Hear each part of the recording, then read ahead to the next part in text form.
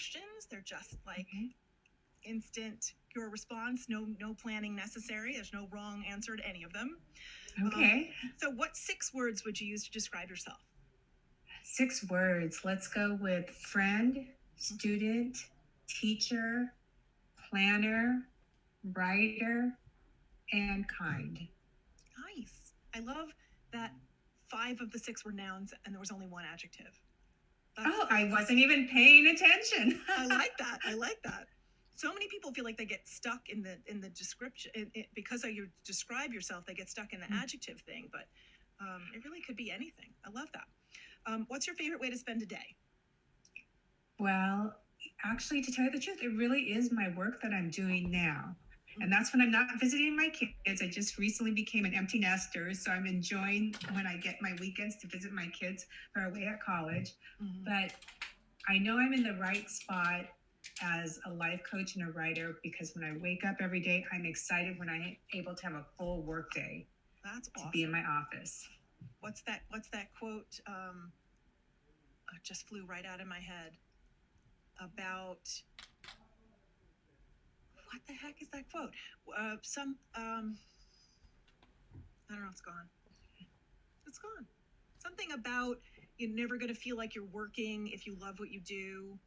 Whatever. Yeah, I know. I don't know the exact quote that you're thinking of, but I know the sentiment, and it is absolutely true. I've been in a career in fields where I didn't love what I was doing, and I would definitely not say that was my favorite way to spend my day was at work, like I'm able to say now. Absolutely. I know what you mean. I did 7 things before I became a teacher, and I didn't think that would last that long, but it's 27 years, and I love it still. So wow, it's pretty great. Okay, what's your favorite childhood memory? My favorite childhood memory, I don't have one specific childhood memory that stands out, but I know when I was the happiest was when I was with my dad and I would make him laugh. He had a great sense of humor, and one of my favorite memories is whenever he thought I was witty and I made him laugh. That's awesome. Yeah, you talk in your book about how close you were with your dad. Yeah, definitely. It's pretty wonderful. And then when I talk about that, I can just picture his face lighting up, and just feeling so good about myself when I'd see that. That's wonderful. Okay, number 4, what is your favorite meal? A meal that I don't eat often is spaghetti and meatballs. Like if I had a last meal to choose, that's what I would choose. Homemade or from a specific restaurant or a specific relative or... Honestly, my bar is so low when it comes to spaghetti and meatballs. It doesn't matter who made it or if it was homemade or from a can. I probably would just eat that up so quickly. What is it about it that you avoid? The pasta, the calories, I stopped eating red meat. Not entirely. Like if I went to somebody's house and they served red meat, I'd eat it. But as a general rule, I'm avoiding red meat. Something I just started doing in the last year or two. And because once I start eating pasta, I can't stop. So I try to stay away from that a little bit. But that would be my choice for my birthday meal, my last meal, be spaghetti and meatballs. Okay. Well, let's hope you don't face a last meal, kind of thing. Yes, anytime soon, right? Anytime soon, absolutely. Number 5, what one piece of advice would you like to give your younger self? I would tell my younger self that when you feel you're being judged by somebody, that is about that person and not about you. Because so much of my younger self, and when I say younger self, I'm talking 40 and under. I'm not talking about, just as a little kid. Sure. Much of my early adult life, teenage years was spent, worrying about other people's judgments and really taking those in personally as if they were my truths. Yeah. So many of us do that. We're sort of acculturated. We're grown up, raised up with that as our MO, as our template.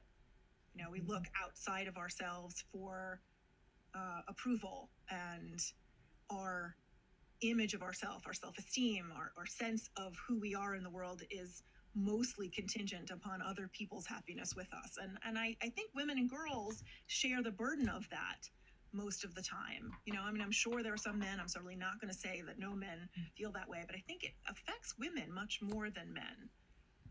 because especially of the way the we're social, raised. yeah, and the social media generation.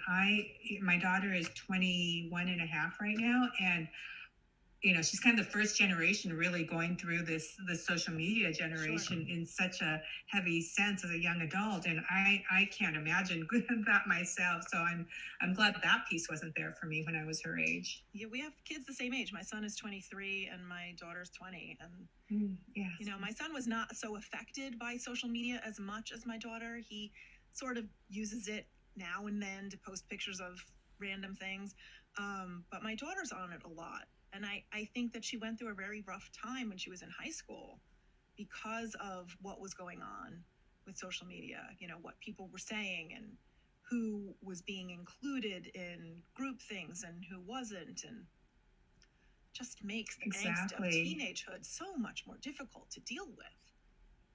Yes, absolutely. And I have a son too. He's 19, and same experience. He's on it rarely.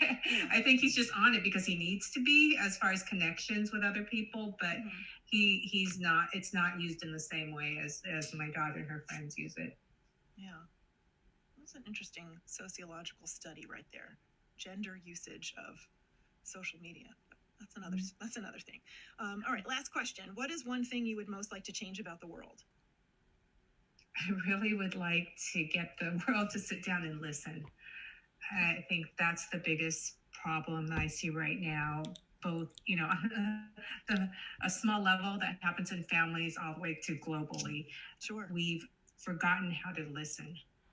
We have. And to really hear what the other person is saying.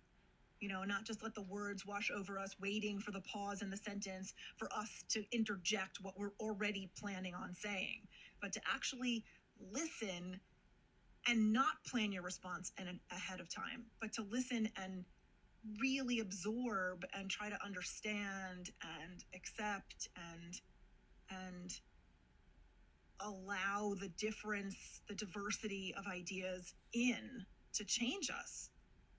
Exactly. And to ask questions. We've forgotten how to ask questions. When we disagree with someone, we've forgotten to ask their why and to try to figure out why they believe what they believe, or if we even understand them correctly. We've forgotten how to ask questions to help us in that listening piece.